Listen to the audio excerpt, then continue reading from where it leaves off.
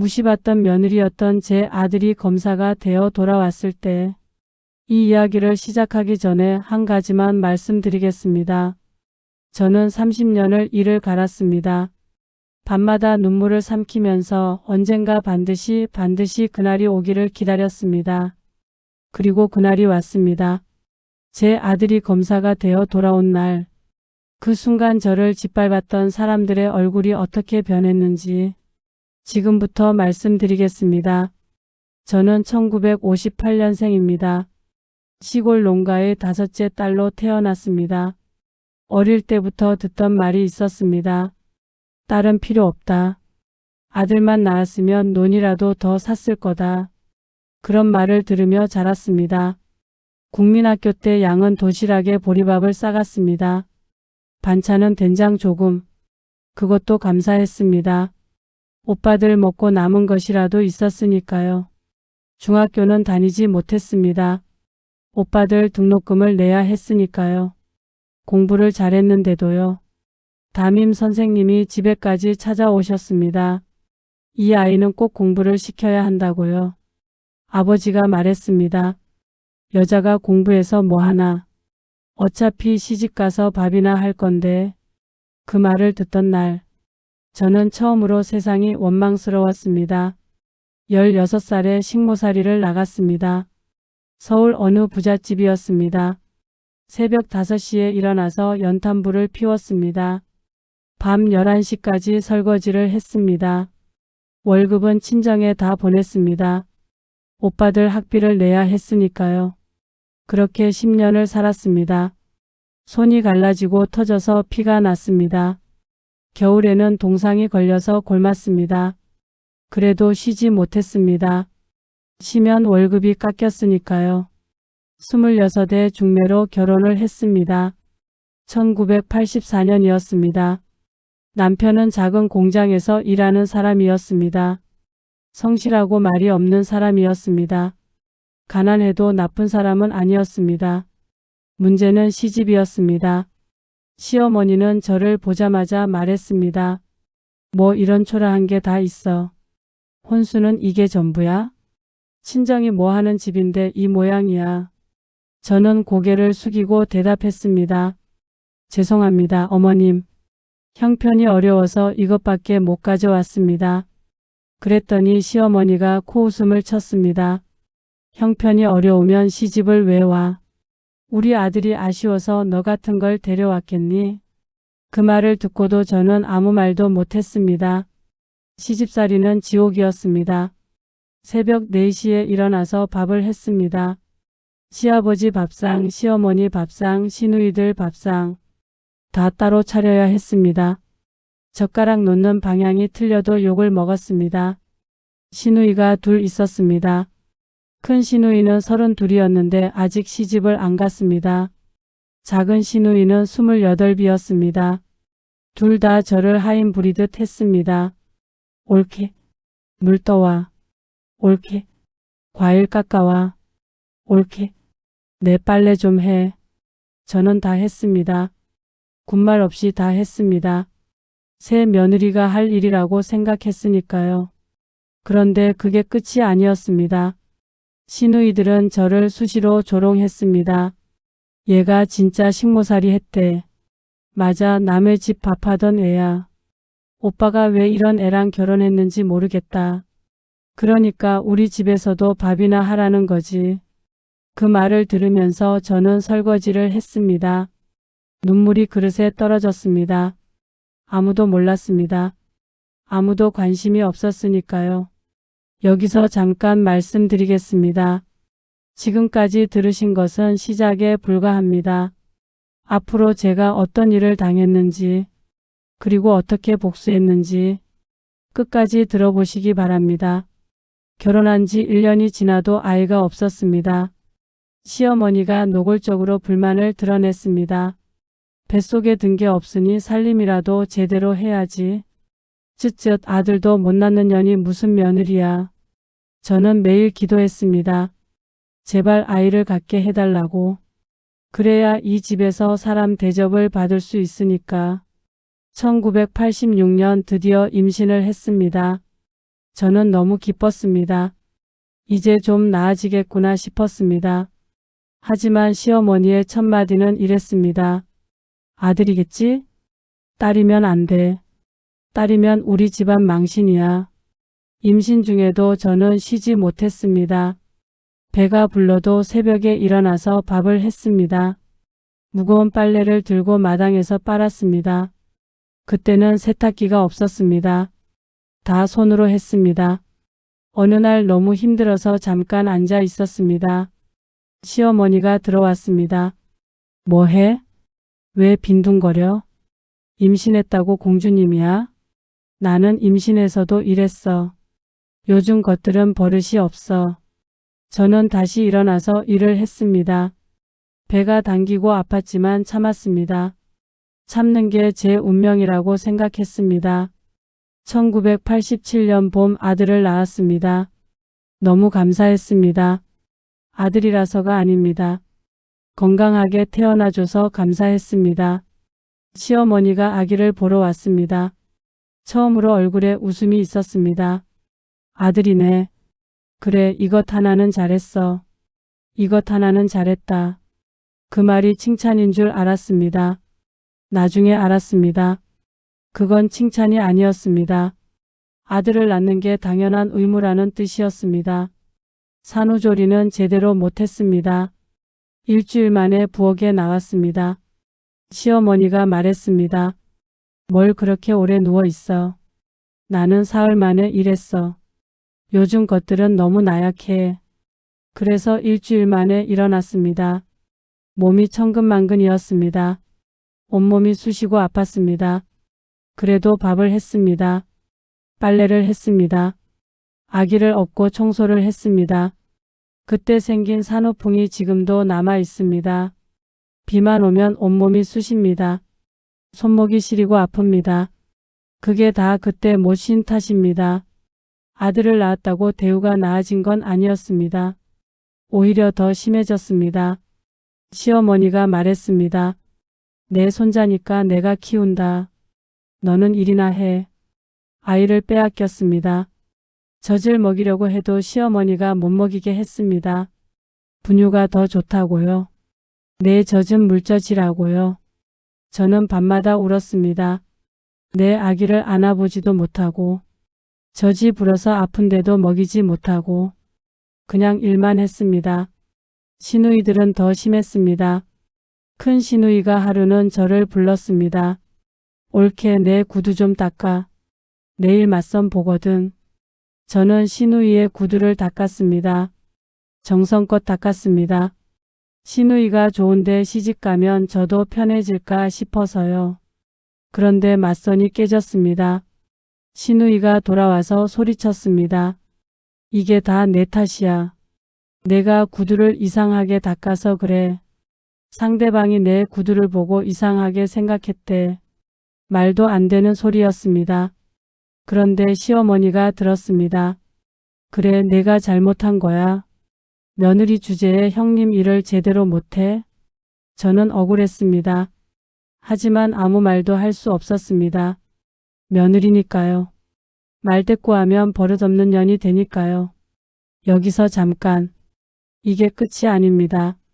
앞으로 더 심한 일이 벌어집니다. 그리고 제가 어떻게 이 모든 것을 대갚았는지 그 이야기가 남아 있습니다. 남편은 어땠냐고요? 남편은 아무것도 안 했습니다. 시어머니 앞에서는 벙어리였습니다. 시누이들 앞에서도 아무 말 못했습니다. 하루는 제가 남편에게 말했습니다. 여보, 저 너무 힘들어요. 시어머니가 저한테 너무 심하게 해요. 시누이들도 그렇고요. 한마디만 해주세요. 남편이 뭐라고 했는지 아십니까? 참아. 다 그렇게 사는 거야. 어머니가 원래 좀 그래. 내가 잘하면 달라지실 거야. 내가 잘하면 달라지신다. 내가 못해서 이렇다는 말이었습니다. 저는 그날 처음으로 남편이 원망스러웠습니다. 그런데 더 심한 일이 있었습니다. 어느 날 시어머니가 저를 불렀습니다. 야, 이번 달 생활비 모자라. 내 월급에서 더 내. 저는 아이를 키우면서 공장에 다니고 있었습니다. 새벽에 아이 밥을 해놓고 공장에 갔습니다. 저녁에 돌아와서 집안일을 했습니다. 제 월급 전부를 시어머니에게 드렸습니다. 그런데 더 내라니요. 저 월급 전부 다 드리는데요. 시어머니가 눈을 부라렸습니다. 뭐? 말대꾸야? 내가 먹고 자는 게 다 누구 돈인데? 너 빼고 다들 돈을 보태고 있어. 너만 얹혀 사는 거야. 나중에 알았습니다. 시누이들은 한 푼도 안 냈습니다. 오히려 시어머니에게 용돈을 받아갔습니다. 제 월급에서 나간 겁니다. 저는 그때 깨달았습니다. 이 집에서 저는 사람이 아니구나. 돈 벌어다 주는 기계구나. 밥하고 빨래하는 하인이구나. 결정적인 사건이 있었습니다. 제 아이가 5살 때였습니다. 1992년이었습니다. 아이가 열이 펄펄 났습니다. 병원에 데려가야 했습니다. 저는 시어머니에게 말했습니다. 어머님, 애가 열이 나서요. 병원에 다녀와도 될까요?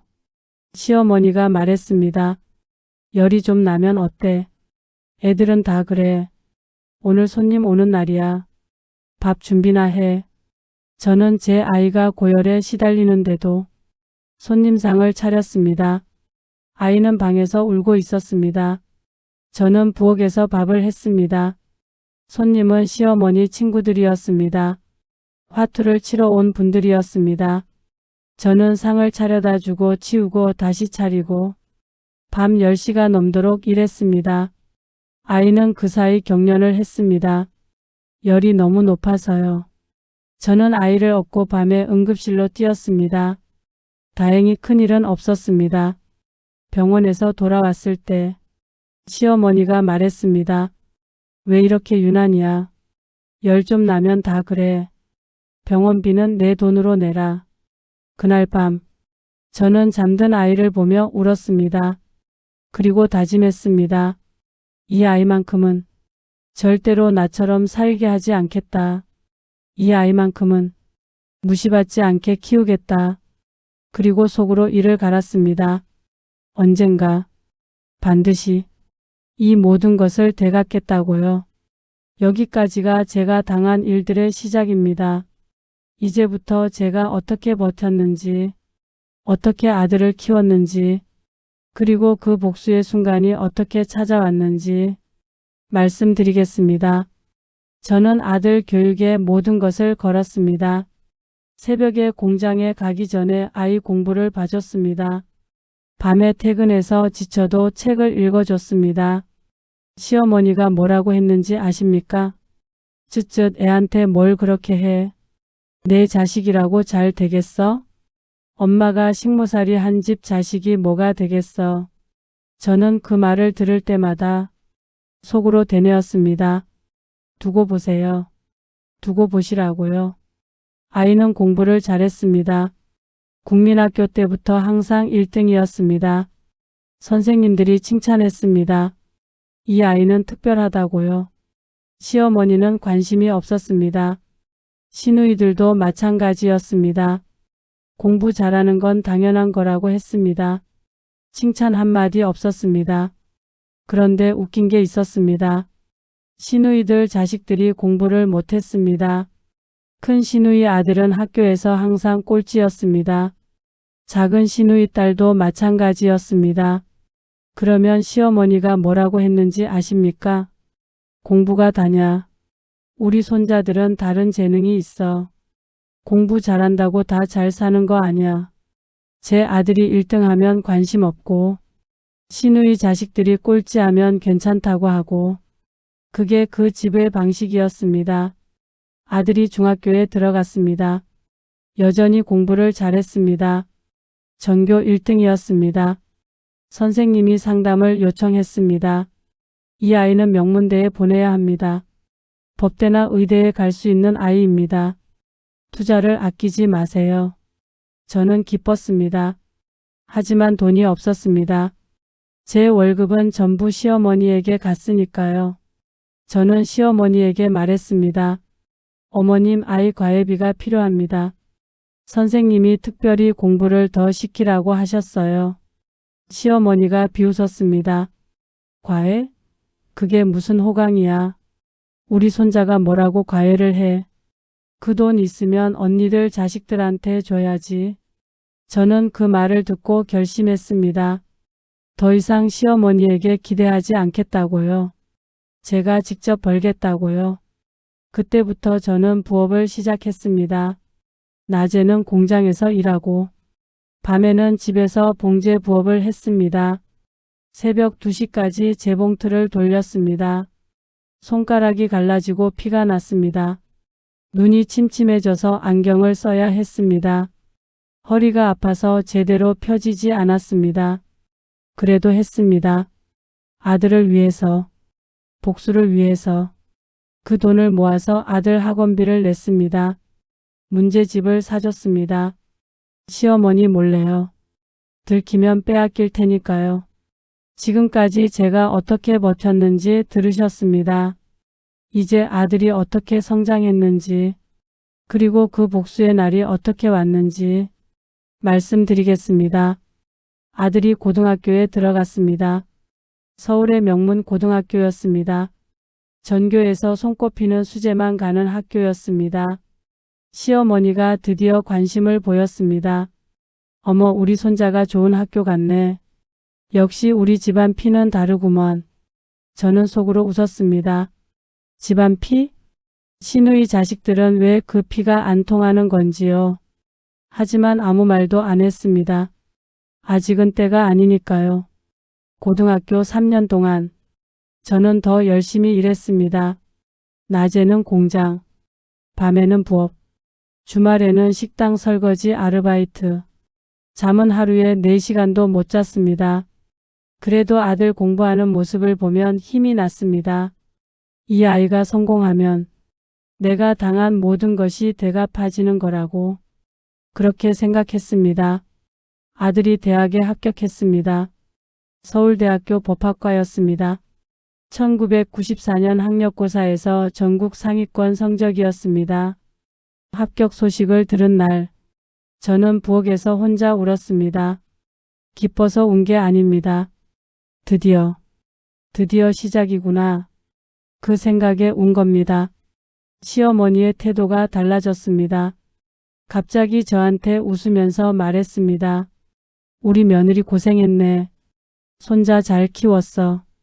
저는 가슴이 씁쓸했습니다. 10년 넘게 무시하고 학대하더니 이제 와서 잘 키웠다고요. 그때 도와준 적이 있습니까? 오히려 방해만 했으면서요. 시누이들도 마찬가지였습니다. 옳게 축하해. 우리 조카 정말 대단하다. 역시 우리 집안이야. 식모살이 한 년 자식이 뭐가 되겠냐던 분들이 이제는 우리 집안이라고 합니다. 참 뻔뻔한 사람들이었습니다. 하지만 저는 참았습니다. 아직은 때가 아니니까요. 진짜 복수는 아들이 완전히 성공했을 때 하는 겁니다. 아들이 대학에 다니는 동안 저는 계속 일했습니다. 등록금을 대야 했습니다. 생활비를 보내야 했습니다. 시어머니가 말했습니다. 대학은 내가 보내는 거야. 우리 집에서 그 돈 낼 여유 없어. 저는 알고 있었습니다. 시어머니에게 돈이 있다는 것을요. 시누이들 자식들 학원비는 내주면서요. 제 아들 등록금은 안 내준다는 겁니다.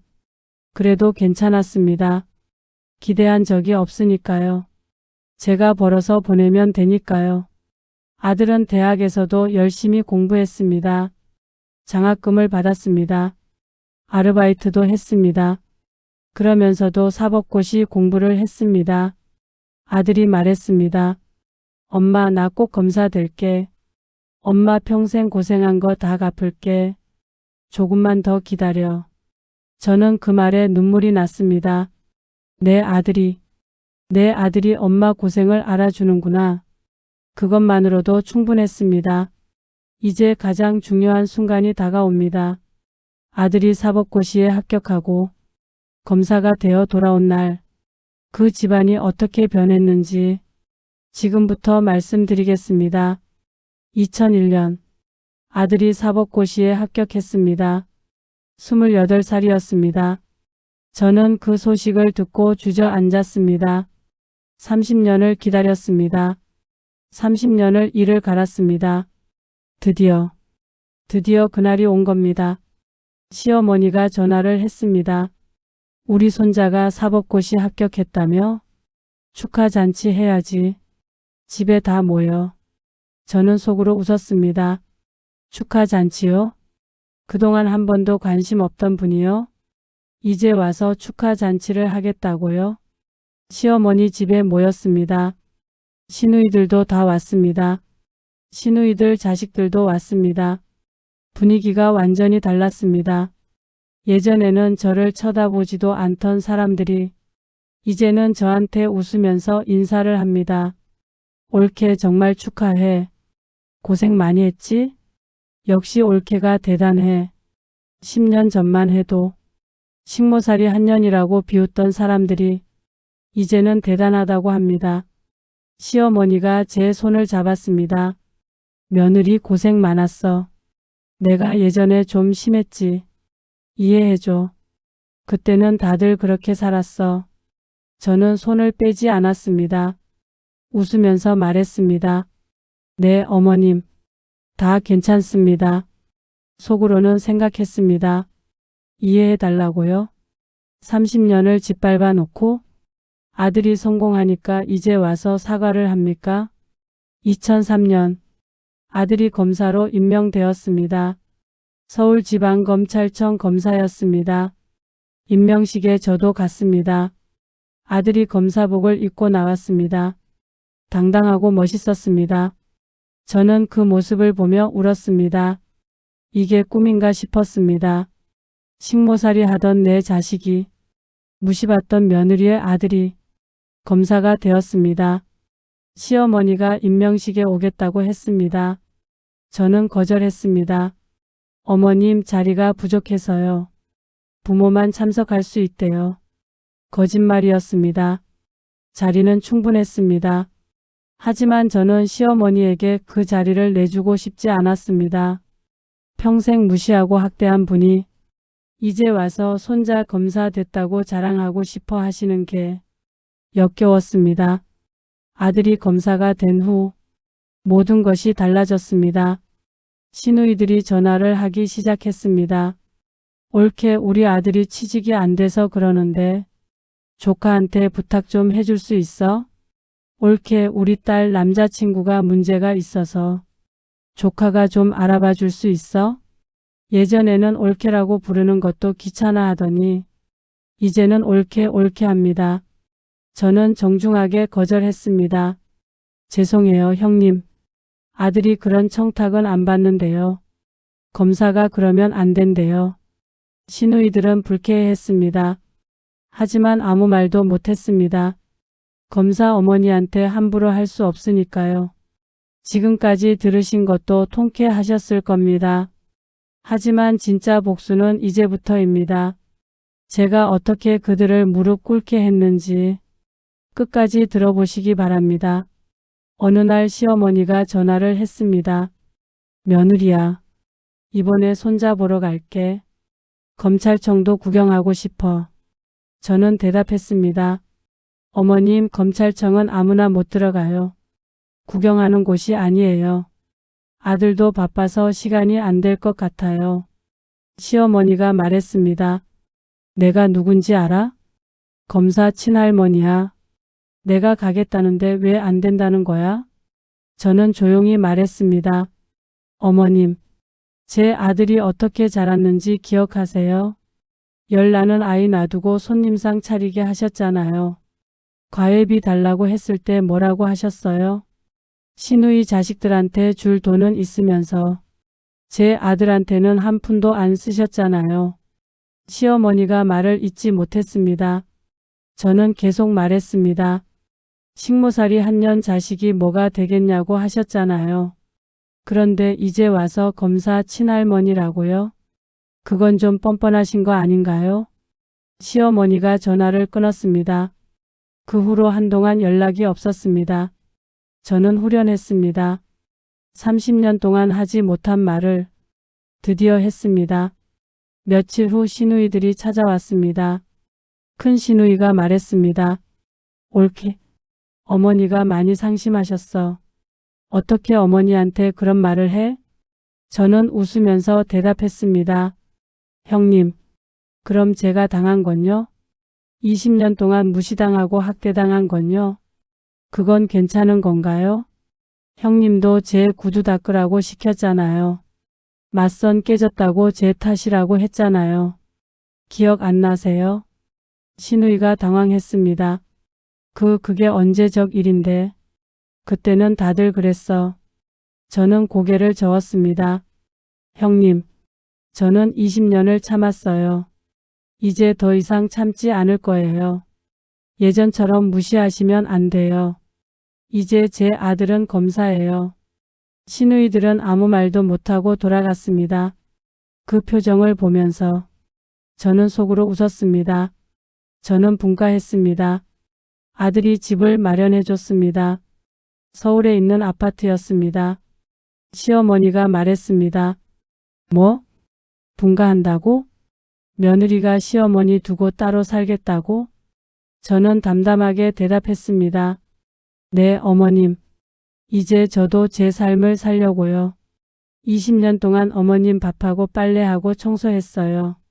이제 그만할게요. 시어머니가 소리쳤습니다. 네가 뭔데? 며느리 주제에 시어머니한테 이래? 저는 차분하게 말했습니다. 저요?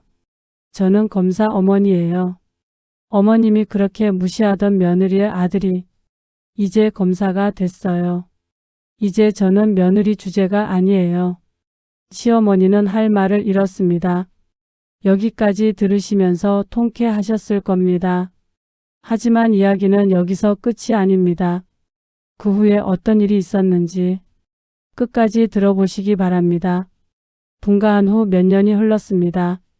저는 편안하게 살았습니다. 새벽에 일어나지 않아도 되었습니다. 밤늦게까지 일하지 않아도 되었습니다. 아들이 결혼을 했습니다. 며느리는 좋은 사람이었습니다. 저는 며느리에게 잘했습니다. 제가 당한 것을 똑같이 하지 않으려고요. 며느리가 말했습니다. 어머님, 저 정말 행복해요. 시어머니가 이렇게 좋은 분일 줄 몰랐어요. 저는 그 말을 듣고 눈물이 났습니다. 내가 당한 것을 똑같이 하지 않아서 다행이다. 그 악순환을 끊어서 다행이다. 그렇게 생각했습니다. 어느 날 연락이 왔습니다. 시어머니가 병원에 입원했다고요. 많이 편찮으시다고요. 시누이들이 전화를 했습니다. 옳게 어머니 병원에 있어. 와서 간병 좀 해. 저는 대답했습니다. 형님들이 하시면 되지 않나요? 저는 이제 분가했어요. 시누이가 화를 냈습니다. 아니, 며느리가 시어머니 간병을 안 해? 네가 사람이야? 저는 차분하게 말했습니다. 형님, 제가 20해 동안 어머님 모셨어요. 형님들은 그동안 뭐 하셨어요? 이제 형님들 차례예요. 시누이가 전화를 끊었습니다. 저는 병원에 가지 않았습니다. 냉정하다고 하시겠지요. 하지만 저는 이미 충분히 했습니다. 이제는 제 차례가 아닙니다. 시어머니가 돌아가시기 전 저를 보고 싶다고 했습니다. 저는 병원에 갔습니다. 시어머니가 침대에 누워 계셨습니다. 많이 야위어 계셨습니다. 시어머니가 제 손을 잡았습니다. 며느리야, 내가 미안해. 내가 너한테 너무 심하게 했어. 저는 아무 말도 하지 않았습니다. 시어머니가 계속 말했습니다. 손자가 검사된 것도 다 네가 고생해서 그런 거야. 내가 방해만 했지. 도와준 게 하나도 없어. 미안해. 저는 그 사과를 받았습니다. 하지만 용서는 하지 않았습니다. 어머님, 사과는 들었어요. 하지만 제가 당한 30년은 사과 한마디로 지워지지 않아요. 시어머니가 눈물을 흘렸습니다. 저도 눈물이 났습니다. 하지만 그건 슬퍼서가 아니었습니다. 30년의 억울함이 풀리는 눈물이었습니다. 이제 이야기의 마지막입니다. 제가 이 모든 일을 겪고 나서 무엇을 느꼈는지 말씀드리겠습니다. 시어머니가 돌아가시고 저는 오래 생각했습니다. 복수가 뭘까? 내가 원했던 게 뭘까? 저는 그들이 무릎 꿇는 걸 원했던 게 아니었습니다. 저는 그냥 사람 대접을 받고 싶었던 겁니다. 20년 동안 저는 사람이 아니었습니다. 밥하는 기계, 빨래하는 기계, 돈 버는 기계. 그게 제 역할이었습니다. 그런데 아들이 검사가 되니까 갑자기 저를 사람으로 봅니다. 갑자기 존경한다고 합니다. 갑자기 고생했다고 합니다. 그게 복수였습니다. 저를 무시하던 사람들이 저를 인정하게 만드는 것. 그게 제 복수였습니다. 저는 이 이야기를 하면서 같은 처지에 있는 분들께 말씀드리고 싶습니다. 포기하지 마십시오. 지금 힘들어도, 지금 억울해도 때가 옵니다. 저는 30년을 기다렸습니다. 30년을 이를 갈았습니다. 그리고 그날이 왔습니다. 여러분에게도 반드시 그날이 올 것입니다. 그날이 오면 당당하게 말하십시오. 이제 더 이상 참지 않겠다고. 이제 제 삶을 살겠다고. 그게 진짜 복수입니다. 그게 진짜 승리입니다. 제 이야기는 여기까지입니다. 지금 힘드신 분들, 지금 억울하신 분들, 지금 눈물 나는 분들, 포기하지 마십시오. 버티십시오. 때가 올 것입니다. 그날이 오면 여러분도 당당하게 말할 수 있을 것입니다. 나는 해냈다고.